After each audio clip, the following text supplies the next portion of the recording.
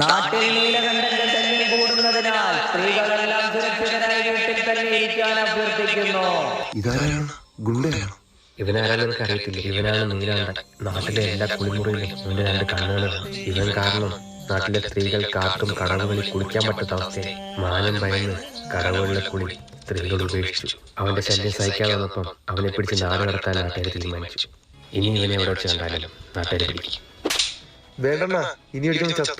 ഇനി നിന്നെ ഏരിയ കണ്ടുപോരുത്. എവിടാന്ന് വെച്ച പൊക്കോണം. നീയൊക്കെ നോക്കിക്കോ, ഞാൻ ഈ ചെയ്ത ജോലി കൊണ്ട് തന്നെ പേരും പ്രശസ്തി എടുത്ത് കാണിച്ചു തരും. മികച്ച മാധ്യമ പ്രവർത്തനത്തിനുള്ള അവാർഡ് മേടിക്കാൻ സ്വാഗതം ചെയ്യുന്നു. ഈ നീലാണ്ട് എങ്ങനെയാണ് ഇത്ര സെറ്റപ്പ് ആയി?